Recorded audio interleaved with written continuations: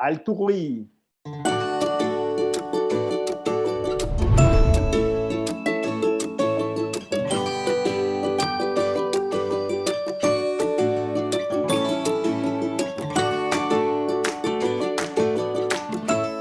Bah, ça correspond pour moi, au déclic qu'on a eu quand on a décidé, avec mon frère François, de lancer ce nouveau média qui s'appelle Oui Demain. C'est qu'en fait, quand on a observé la crise des subprimes en 2008, qui a mis le monde économique par terre, on a été quand même effaré de voir le cynisme du monde capitaliste qui a décidé, et on n'aurait pas pu penser une seconde que ça allait être planétaire, de vendre des maisons à des gens qui n'avaient pas d'argent.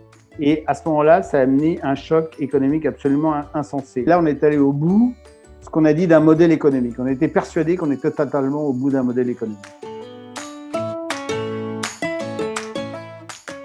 Ma dernière initiative altruiste, et la plus importante, elle a peut-être moins de 10 ans, c'est d'essayer de lancer un nouveau média quand il n'y a plus de modèle économique, comme on l'a fait en 2012, de lancer Oui Demain, et surtout, justement, de vouloir, à travers ce média, alerter la population, les gens, sur la grande difficulté qui allait être devant nous, principalement au niveau écologique, et essayer de marier l'écologie avec l'innovation face à la disruption numérique qui est devant nous.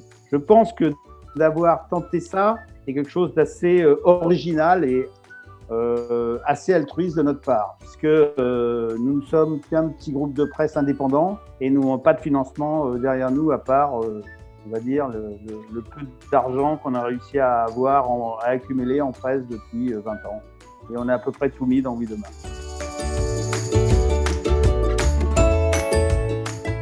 Très connu du grand public, peut-être pas, assez connu parce que maintenant ça devient un auteur relativement à succès, puisqu'il a la chance aujourd'hui de vivre de ses livres.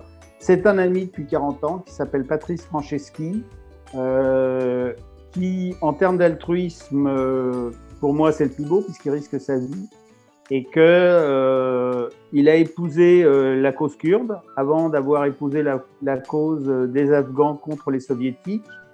Et concernant les Kurdes, qu'il trouve c'est une société formidable, qui pratique la parité entre les hommes, les femmes et même dans le combat. Il a participé à la reprise de Kobané et à la reconquête de Raqqa à leur côté en combattant.